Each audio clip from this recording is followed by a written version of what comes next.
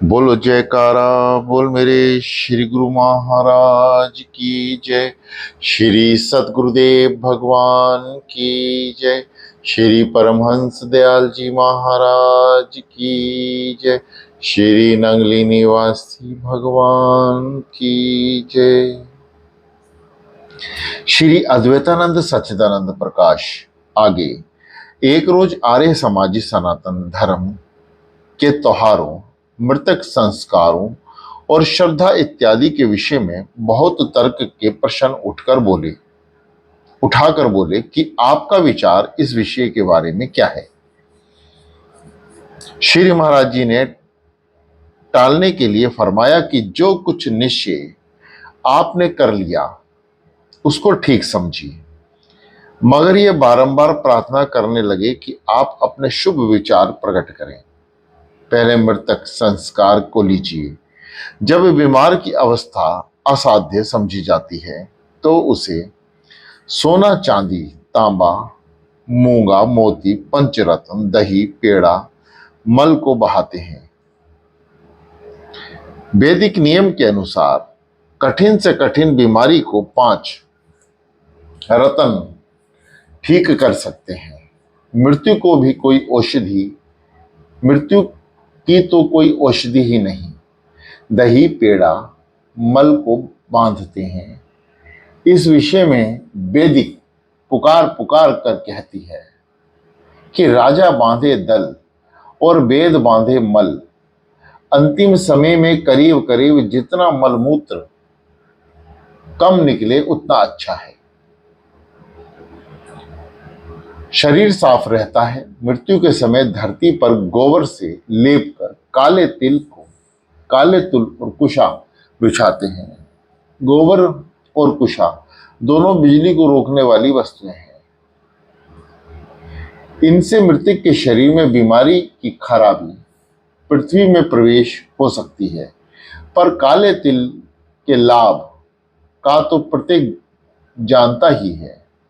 मरने वाले से जितनी छोटी आयु पृथ्वी में के मनुष्य हैं, मरने वाले से जितनी छोटी आयु के मनुष्य हैं, उनका भद्र और समय होता है। कारण यह है कि छोटी ही बीमार की सेवा करते हैं और बालों में ही बीमारी के कीड़े रह जाते हैं। इसलिए बाल साफ करने से उसका असर नहीं रहता। मृतक को जलाया जाना ऐसी उचित मर्यादा समझी गई है कि यूरोप के लोग भी उसको मानने और काम में लाने में बाध्य हो गए हैं। महामारी से मरे हुए शरीर की खराबी का असर गाड़ देने से पृथ्वी में हो जाने तो साधारण सी बात है। इसके अतिरिक्त यदि संसार के आदि से आज तक सब के सब मनुष्य धरती में गाड़े जाते तो उनकी कब्रें बनी रहती, तो संसार सबका सब कब्रिस्तान ही बन जाता।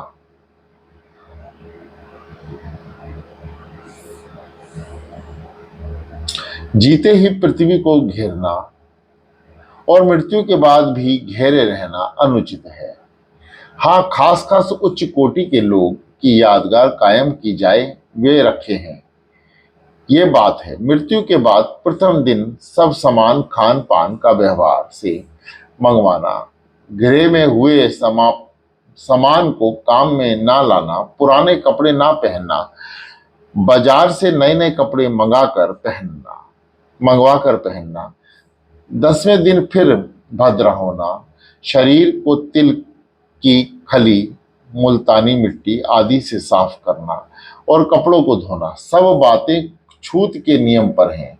श्रद्धा आदि की जड़ में भी ऐसे ही नियम हैं, जिनकी बारीकी को समझने में अभी आपको दिक्कत होगी। इस कारण उनके वर्णन करने का समय नहीं है, परंतु यह कहना है कि तर्पण और श्रद्धा के नियमों को यूरोप के मनुष्य भी मानने लगे हैं। इस कारण थोड़े से भारतीयों का तर्क वितर्क कुछ मूल्य नहीं रखता। सनातन धर्म में 4 बड़े त्योहार माने जाते हैं, जिनको कौमी त्योहार कहना उचित है। उनमें से हर किसी का संबंध किसी न किसी वर्ण से है। अनुमान के तौर पर सुलने तीजों का त्योहार तमाम सनातनी चारों वर्णों के मिलकर इसे मनाते हैं। इसमें पुरोहित अपने यजमान की रक्षा के लिए मंत्रित राखी उसके हाथ पर बांधता है। राक्षसों का 12 वर्ष युद्ध हुआ, तब इंद्राणी ने इंद्र के हाथ में रक्षा बांध कर कहा कि इस रक्षा के प्रभाव से आपकी विजय होगी, और ऐसा ही हुआ। उस समय यह त्योहार चला। दशहरा, जिसको विजयदशमी भी कहते हैं, क्षत्रियों का ये मुख्य त्योहार है। इसको भी वर्ण में लोग मिलकर मनाते हैं। विजयदशमी की पूजा करके श्री रामचंद्र ने लंका पर विजय पाई, उसकी स्मृति में यह स्थापना हुआ कि दीपमाला या दीपावली वैश्यों का त्योहार है, परंतु इसे भी सब वर्ण मानते हैं। गर्मी और बरसात के अंत में सब सर्दी प्रारंभ होती है तो मकान के अंदर रहना और सोना पड़ता है। मकान के अंदर वर्षा से जो सील या टपके इत्यादि से जो खराबियां हो जाती हैं, उन सबकी मरम्मत, सफाई, लिपाई पुताई से कर दी जाती है और अंदर सब कूड़ा करकट निकाल जाता है, क्योंकि इस मौसम में वात पित्त के रोम आम तौर पर होते हैं। इस कारण घी और तेल के दिए जलाने से वात पित्त की शांति होती है। वात्य के शमन को तेल और पित्त के शमन को घी और कफ के शमन को शहद खास औषधि मानी गई है। साल भर के लेन देन और कामकाज की आमदनी का खर्च और चिट्ठा बांधकर हिसाब किया जाता है। होली शूद्रों का त्योहार है। हिरण्याकश्यप ने अपने पुत्र भक्त प्रहलाद को जब जलाने की आज्ञा दी तो उसी बहन ने अपने भाई हिरण्याकश्यप से कहा कि मेरे पास एक ऐसा वस्त्र है जिसको पहनकर आग में जाने से आग असर नहीं कर सकती। वह प्रहलाद को गोद में लेकर आग में घुस गई, परंतु देव इच्छा से होलिका जल गई, प्रहलाद बच गया। होली के बीच में जो दंड गाड़ा जाता है वह प्रहलाद का चिन्ह है। कई जगह होली में आग देने के पूर्व उसको बाहर निकाल देते हैं। यहां भी यह सिद्ध हो गया कि मनुष्य की युक्तियों से बनाई हुई वस्तु परमात्मा की शक्ति के सामने नहीं उठ सकती, ठहर सकती। होली को भी चारों वर्ण बड़े उत्साह से मनाते हैं। जल या गुलाल आदि गुलाल ना हो तो होली घी राख किसी भी वर्ण वाले के ऊपर डाल दी जाए तो बुरा नहीं मानते। इससे सिद्ध है कि किसी भी वर्ण के मनुष्य को शूद्रों के जल इत्यादि से और उसमें मिलने जुलने, छूने इत्यादि की गिलानी नहीं। स्वास्थ्य का नियम ये रखा गया है कि जैसे जाड़ों की जमी हुई बर्फ मौसम बाहर आने के पिघलकर अपने हाथ, कपड़ों और मिट्टी के गंदगी सब बहाकर नदियों में मिल जाती है, वैसे ही मनुष्य शरीर में जोड़ों का जमा हुआ कफ बसंत ऋतु में की गर्मी से पिघलकर सब नस नाड़ियों में से गंदगी के साथ लेकर बहता है। यदि किसी नाड़ी में सर्दी लगने से या किसी और कारण से रुक जावे तो रोग पैदा करता है, और इस ऋतु में प्राय कफ रोग यानी मोतीझरा, पेचिश, संग्रहणी रोग आदि हुआ करते हैं। जैसे पित्त जुलाब से दूर हुआ करता है, वैसे ही कफ घी से दूर हुआ करता है। इसी कारण घी, तेल इत्यादि के खाने इस त्योहार पर बनते हैं ताकि कफ उभरे और नाश लाने वाली वस्तुएं भंग, माजूम, शराब आदि बरती जाती है ताकि के हो जाए ताकि के हो जाए। हुल्लड़ गुल्लड़, नाच कूद और जोर से गाना बजाना, रात को जागना भी इसलिए होता है कि शरीर को प्रत्येक नस नाड़ी हिलने जुलने लगे, कफ उफर जाए और रुका हुआ बलगम निकल जाए। शरीर को इससे बचाने के लिए कपड़ों पर पानी डालते रहते हैं ताकि कपड़े तर रहें। इसे अंग्रेजी में बॉडी पैक और वेट पैक कहते हैं, यानी शीतल गिलाफ। चेहरे पर कोई गीला वस्त्र नहीं पहना जा सकता और हो सकता है कि इस कारण बलगम उधर चला जाए, इसलिए उस पर गुलाल मला जाता है। जो सिंघाड़े का आटा है वह बलगम और तारी को चूस लेता है। होली के कारण प्रकार की औषधियां कई प्रकार की औषधियां की जली हुई राख सर पर डालने और मुंह पर मलने का लाभ यही है कि राख होली का प्रसाद है। जिस मनुष्य को मामूली बात से जोश ना आए उसको घोल घापड़ से जोश दिलाया जाता है ताकि ऋतु संबंधी क्रिया से वह भी लाभ उठा सके। वृक्षों के पतझड़ से जो कई प्रकार की औषधियां के पत्ते एकत्र हो जाते हैं उनको और वृक्ष को सूखी लकड़ियों और बस्तियों और आबादी के चौराहे पर जमा करके जलाया जाता है ताकि खुश्क चीजों के यज्ञ से निकलती हुई गर्मी संपूर्ण आबादी रास्तों के द्वारा फैलकर अंदर बाहर के मकानों की नमी हवा को निकलकर खुश्क कर दे। इस त्योहार पर घी का हवन करना या गुलाल की जगह चंदन का लेप लगाना नियम के विरुद्ध दिखता है। ऊपर की बातें तो मामूली विचार से दृष्टिगोचर है, इसमें बढ़कर स्वास्थ्य के नियम और भी हो सकते हैं जिनको वेद अच्छी तरह से वर्णन कर सकते हैं। बंगाल में कहावत है कि चैत्र के मास में बाहर घूमो, अगर ना घूम सको तो नीम घोंट कर पियो। चैत्र मास में बसोड़ा और बासी खाना भी इसलिए रखा है कि बलगम उभर आए और देवी आदि इत्यादि स्थानों की यात्रा भी इसी मास के लिए रखी गई है कि बसंत ऋतु में बाहर की खुली हवा से लाभ उठाया जाए और बाहर धूप में सफर करने से बलगम दूर हो और बलगामी बीमारियों से बचे रहें। इस प्रकार जाड़े की ऋतु में मकर की संक्रांति और सकट चौथ पर काले तिल और गुड़ के लड्डू और तिलों का भोजन बनना है। तिल और गुड़ मिलकर खाने में फरात बोल यानी अधिक दिशा निर्वित, सिलसिले बोल यानी बराबर दिशा निर्वित, प्रेम भाव और ज्याविताश यानी डायबिटीज रोग दूर होते हैं। बैसाख की अमावस के उपरांत सत्तू का सेवन भारतवासियों के लिए कितनी लाभदायक वस्तु है। भारतवर्ष के वर्तमान या समय में जो जो धर्म और समाजें समय समय पर निकलती रही उसमें कोई ऐसा सुधारक दृष्टिगोचर नहीं हुआ जो सनातन धर्म की नींव में परिवर्तन कर सके या बने हुए नियमों को बढ़ चढ़कर और नियम बना सके।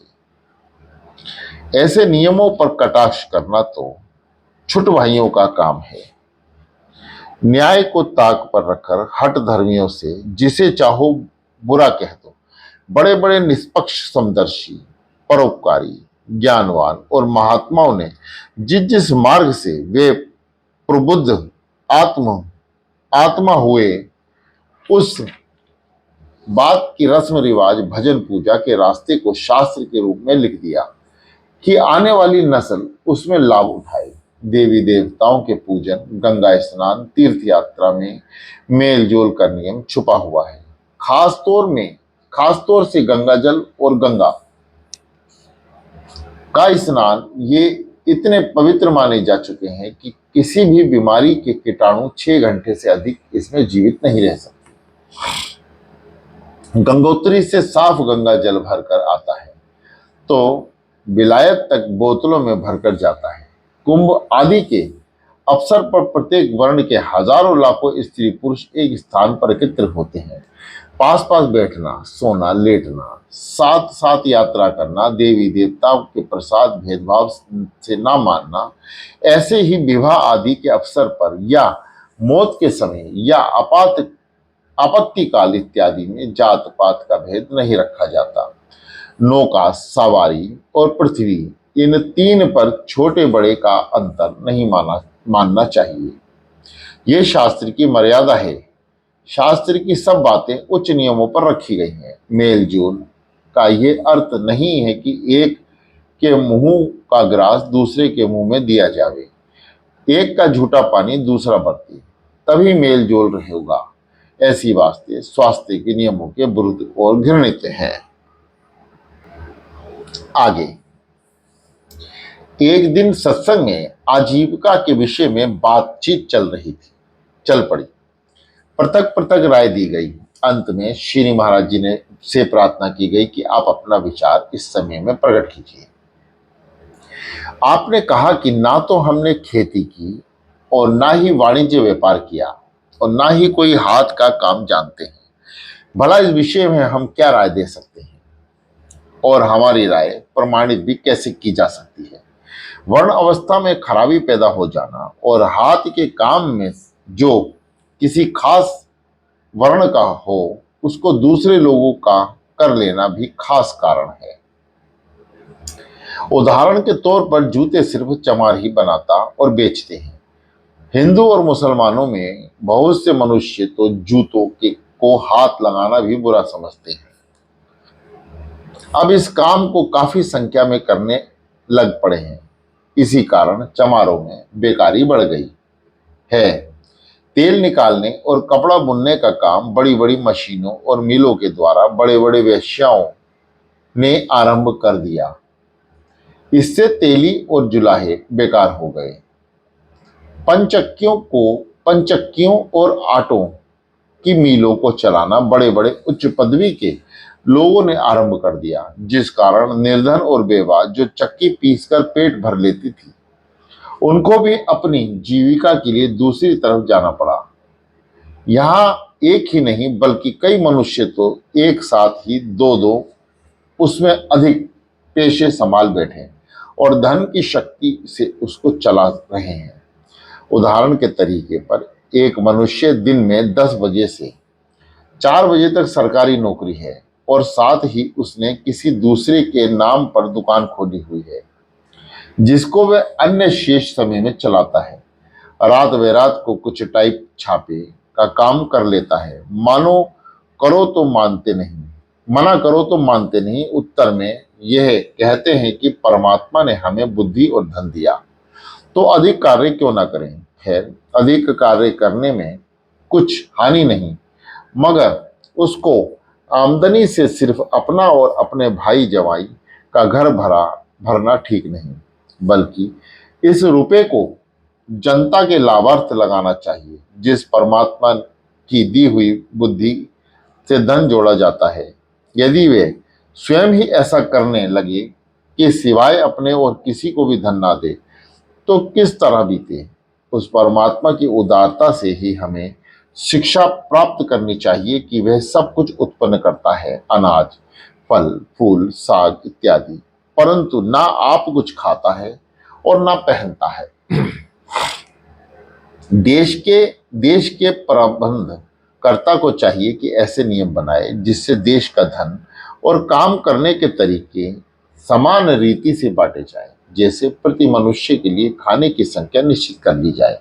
इस हिसाब से जिस घर में 10 जीव, बड़े बूढ़े और स्त्रियां हों तो उस घर के काम करने वाले मनुष्य को उतना धन की गृहस्थी की उचित रीति से पालन हो सके। राजकाज की एक ही जगह पर जिसका गृहस्थी का खर्च 5 रुपए प्रतिदिन है, उसका वेतन 5 रुपए रोज और 5 घंटा लगातार काम करना पड़े तो जिस गृहस्थी का खर्च सिर्फ 1 रुपया प्रतिदिन है तो उसे सिर्फ 1 घंटा प्रतिदिन काम करना चाहिए।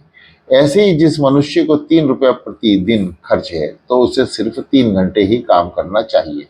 इस प्रकार 3 एक की जगह काम करने से 3 गृहस्थियों का पालन हो सकेगा और सामान्य रूप से सबका निर्वाह चल सकेगा।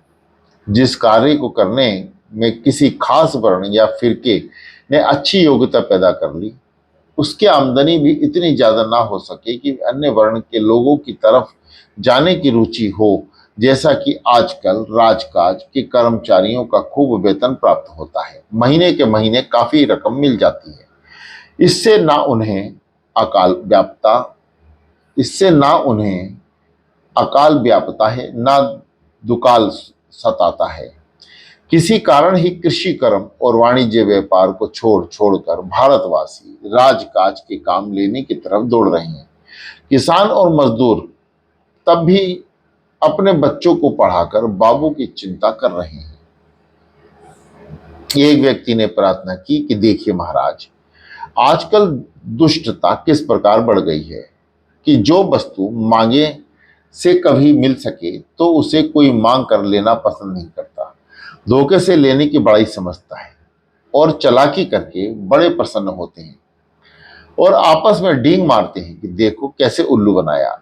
ऐसे मनुष्य के साथी भी उसकी प्रशंसा को पुल बांध देते हैं। वास्तव में ऐसे ही मनुष्य संसार को नष्ट करते हैं। श्री महाराज मुस्कुराए और फरमाया कि संसार मक्कारी और फरेब की जगह है और मक्कार उसकी औलाद है। भला माँ पुत्र को और पुत्र माँ को नष्ट करने का कैसे कारण हो सकता है?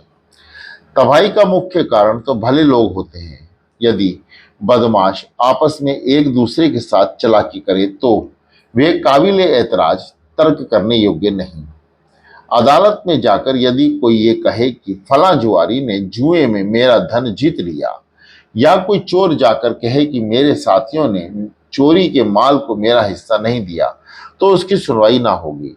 ऐसे ही परमात्मा के घर में इन धोखा देने वालों के आपस में झगड़ों या निवाड़ा हो, वे तो सब आपस में बदमाशी से गुजर कर भले मनुष्य पर अत्याचार करते हैं।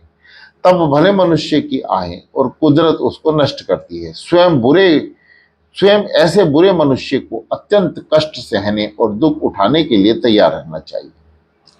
बुरे मनुष्य भलों के पीछे ऐसे पंजे गाड़ कर पड़ते हैं कि बाकी संसारी मनुष्य ये संशय करने लगते हैं कि यदि सबका झगड़ा उन्हीं से होता है तो वह भी अवश्य बदमाश है। भागवत गीता में अध्याय 4 श्लोक 7 में ऐसे ही भले मनुष्य का उद्धार करने के लिए भगवान का अवतार होता है और उन्हीं की खातिर दुष्ट दल का संहार किया जाता है। अन्याय से कामकाज में धन कमाने वालों और घूस यानी रिश्वत लेने वालों से घूस लिया जाना इतनी बुरी बात नहीं, परंतु सब भले मनुष्य का गला दबाया जाता है। सभ्य और भले मनुष्य का गला दबाया जाता है, उसके रास्ते में रोड़े अटकाए जाते हैं और उनका धन लिया जाता है। तब यह बदमाशों की आखिरी होती है। कहावत मशहूर है कि कुदरत की चक्की धीरे चलती है परंतु पिस्ती महीन है। जैसे भगवान का पूजन भजन, सच्चाई, नेक काम करना दयनदारी देवी संप्रदा के जीवों के मानसिक सुख का कारण है, उसी तरह चालाकी, धोखा, दगा देवताओं का खंडन आसुरी संप्रदा के मनुष्य के मानसिक सुख का कारण है। उन्हें ऐसे कामों में सुख प्रतीत होता है तभी तो वे करते हैं। यदि सुख न भासे तो करे क्यों? मगर ये ऐसा सुख है जिसका परिणाम दुख होता है। आगे एक सज्जन ने प्रार्थना की कि भजन, पूजन और योग जितना अधिक किया जाए उतना ही अच्छा है, परंतु आप पर्यायी उपदेश करते हैं कि शनि शनि निश्चय किए समय पर अभ्यास करना चाहिए।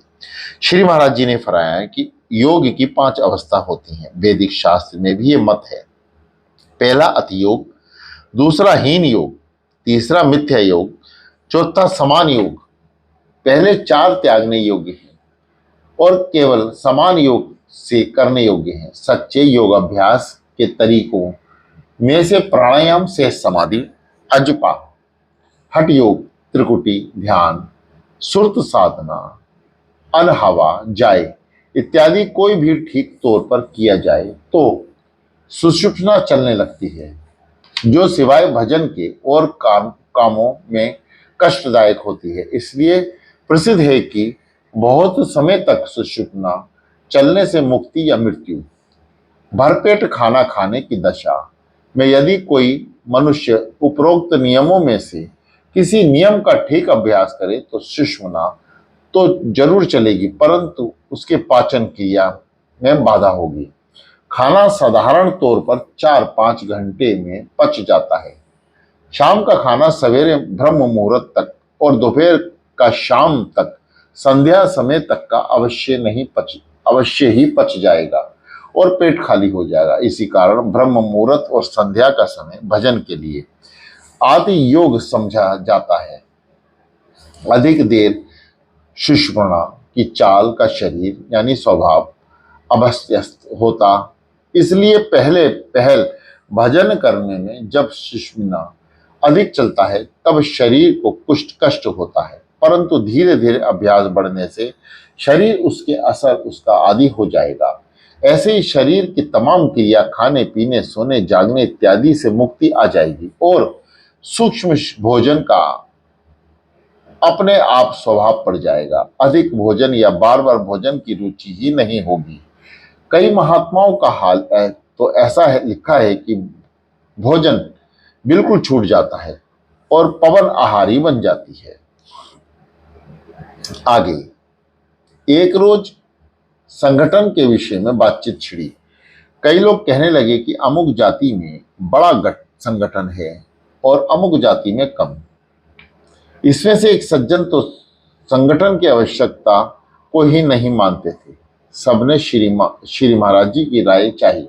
श्री हजूर ने फरमाया कि संगठन की अच्छाई को तो प्रत्येक मनुष्य जानता है, इससे अधिक बातचीत की आवश्यकता नहीं है, परंतु जो सज्जन साहब उसकी आवश्यकता को नहीं समझते उनके विचार भी सुनने चाहिए। सबके कहने पर वे बोले कि बहुत मनुष्य के मानने से कोई बात अच्छी नहीं हो सकती। हर बात की सत्ता में जो सिद्धांत है उस पर दृष्टि होनी चाहिए। संगठन 3 कारणों से किया जाता है। प्रथम, रक्षा के लिए, ताकि 10 मनुष्य एकत्र हों और कोई बलवान उसको कष्ट ना दे सके। दूसरी, अर्थ के लिए, यानी बहुत से मनुष्य मिलकर किसी काम को करें ताकि सुगमता से काम हो जाए। तीसरे, अनर्थ, यानी बहुत से मनुष्य मिलकर किसी को दुख दें, जैसे चोर डाकू लुटेरे बदमाश इत्यादि। अनर्थ के कारण संगठन करना इतना बुरा है कि इस विषय में कुछ कहने की आवश्यकता ही नहीं।